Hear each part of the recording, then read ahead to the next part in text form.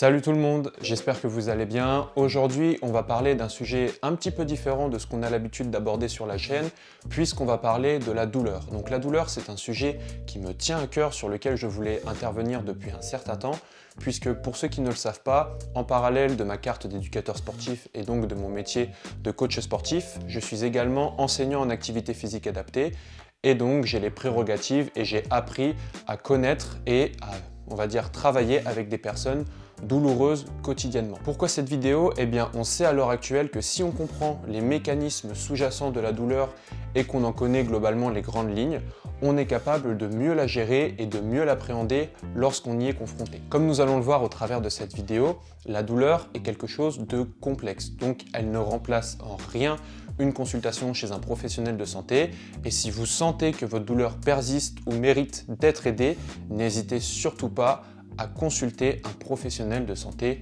compétent. Cette vidéo s'inspire des travaux de Greg Lehman et de ses collaborateurs qui ont fait un formidable travail de vulgarisation, que ce soit pour les professionnels de santé comme pour les patients sur le sujet. Ils ont également fait une traduction de leurs différents PDF à ce sujet, donc je te laisse le lien en description et je t'invite vivement à aller lire ces différents articles si c'est un sujet qui t'intéresse. Pour commencer, mettons-nous d'accord sur la définition de la douleur. C'est une expérience éprouvante associée ou pas à des lésions et qui met en place différentes composantes qui peuvent être cognitives, sociales, sensorielles, etc. Ce qu'il faut retenir de cette définition, c'est que la douleur ne s'apparente pas uniquement à des lésions réelles, c'est-à-dire qu'on peut avoir mal sans avoir aucune lésion. Il y a un contexte global à prendre en considération pour définir la douleur, ce qui peut être tout à fait rassurant, car on peut avoir mal sans que cela soit grave. Par contre, on peut également ne pas avoir mal et avoir quelque chose de plutôt grave.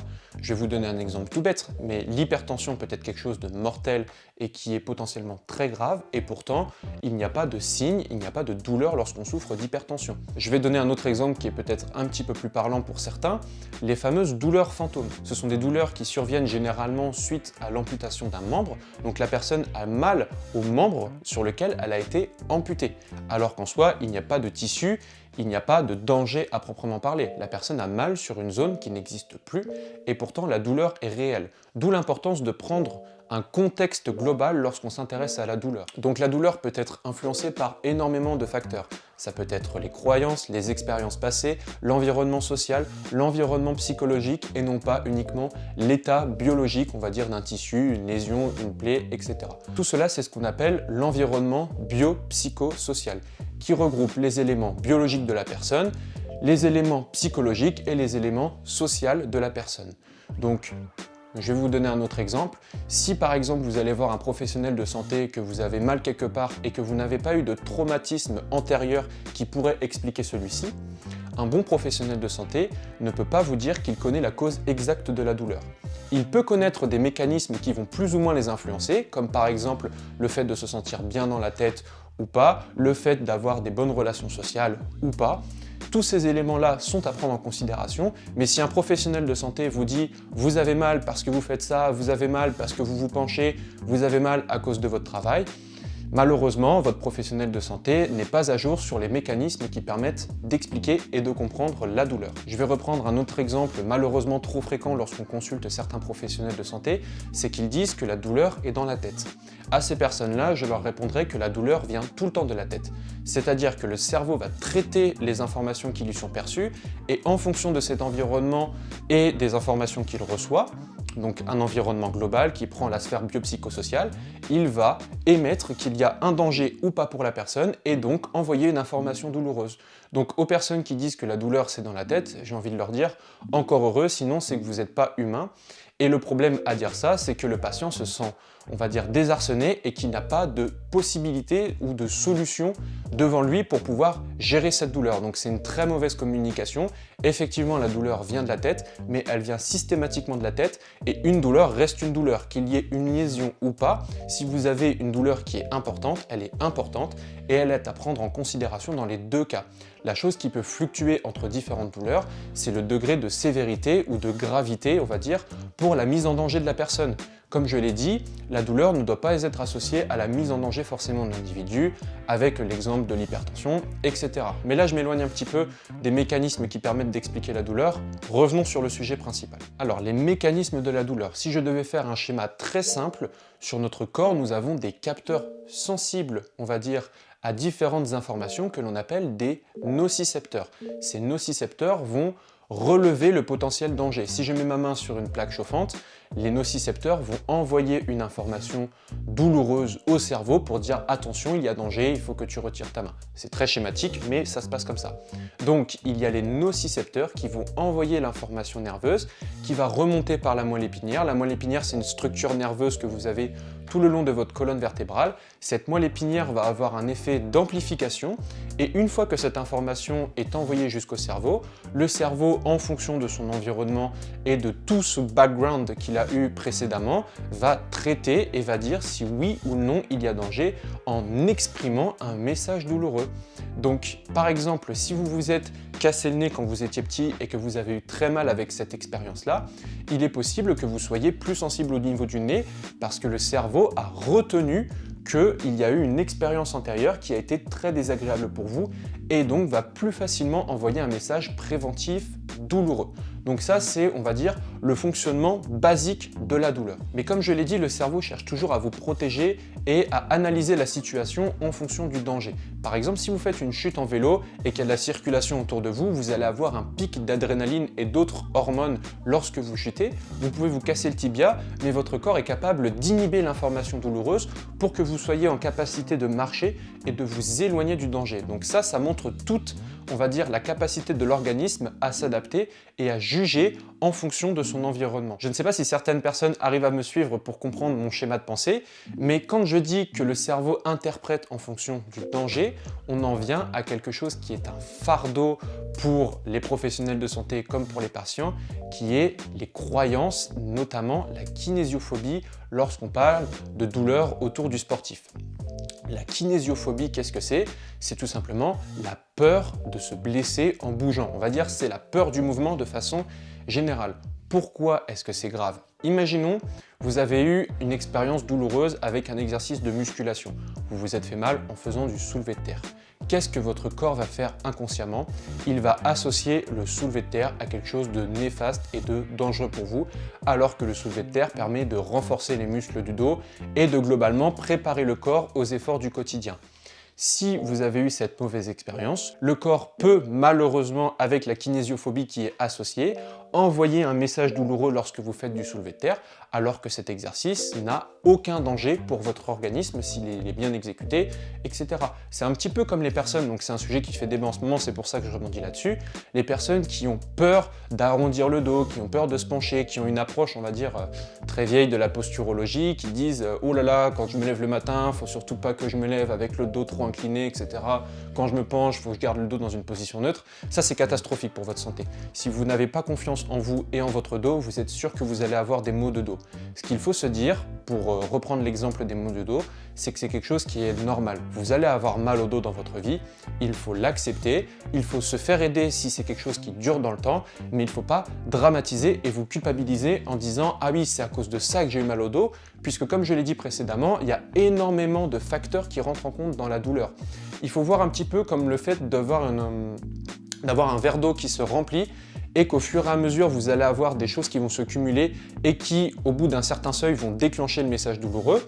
Et par exemple, le soulevé de terre ou la marche à pied, la course à pied, la sortie en vélo, ça peut être la goutte d'eau qui fait déborder le vase, mais il ne faut pas incriminer la goutte d'eau pour autant. Il faut peut-être regarder le sommeil, votre qualité de vie de façon générale, votre alimentation, est-ce que vous sortez, est-ce que vous avez confiance en vous, est-ce que vous y êtes allé progressivement lors de l'effort. C'est tous ces éléments-là qu'il faut regarder et pas uniquement l'instant T où vous vous êtes fait mal en incriminant directement la sortie à vélo ou le soulevé de terre qui vous a fait mal. Maintenant, on va aller un petit peu plus loin dans l'analyse et reprendre l'exemple du verre d'eau. Un des problèmes avec celui-ci, c'est que lorsqu'on devient douloureux chronique ou lorsqu'on devient, on va dire, très angoissé, hyper vigilant vis-à-vis de la douleur, eh bien, ce seuil de la douleur, qu'est-ce qu'il va faire? Il va baisser, baisser, baisser avec le temps, puisque lorsqu'on devient hyper vigilant, eh ben, qu'est-ce que notre corps fait? Il devient plus sensible à l'information douloureuse, il devient plus alerte, il enclenche, on va dire, l'amplification amplificateur.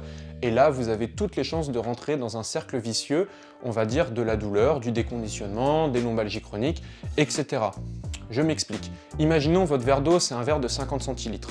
Vous pouvez mettre du stress au quotidien, etc.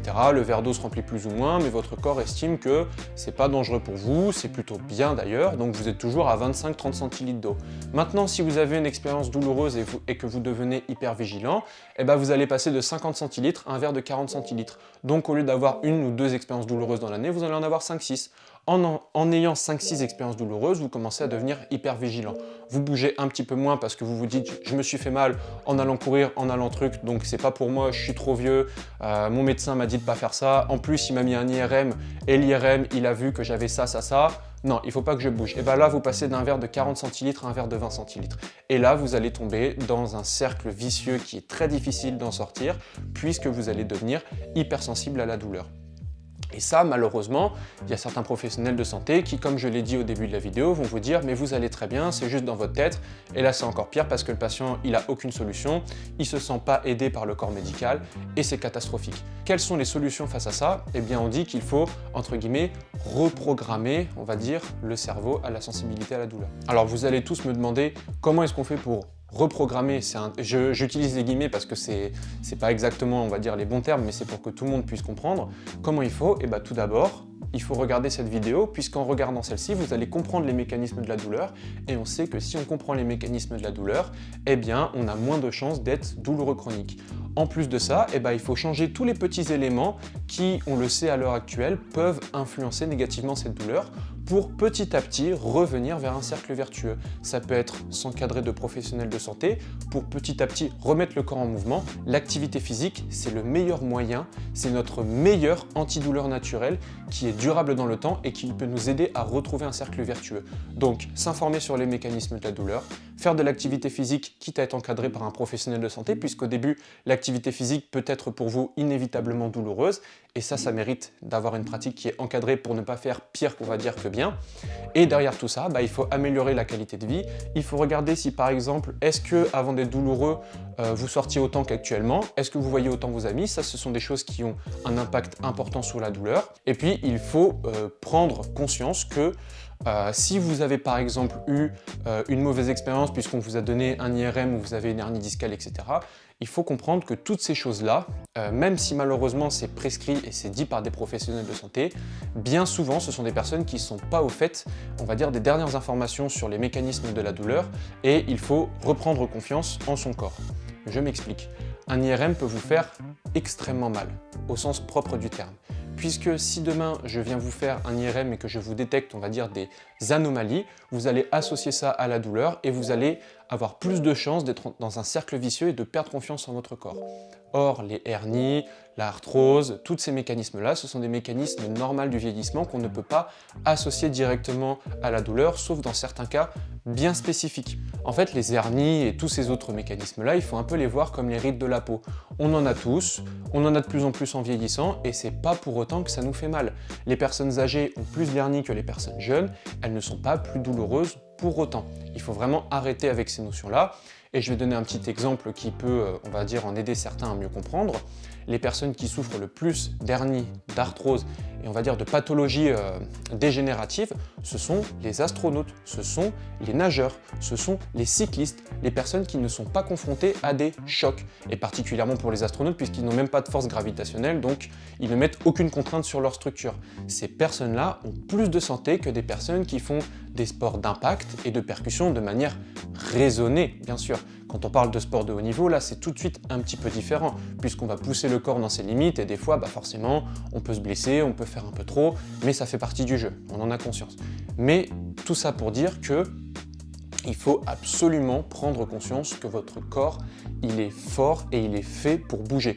Il y a une citation de Mike Horn qui va conclure cette vidéo et que j'aime beaucoup, qui dit que le corps, c'est comme l'eau, en fait. Si le corps est en mouvement, il n'y a pas de souci et tout se passe bien. Par contre, dès que le corps arrête de bouger, il pourrit. Et dans les faits, c'est extrêmement véridique et la littérature scientifique est de plus en plus claire à ce sujet. Il faut bouger. Toutefois, je n'ai pas dit que l'imagerie était inutile ou qu'elle était complètement has-been.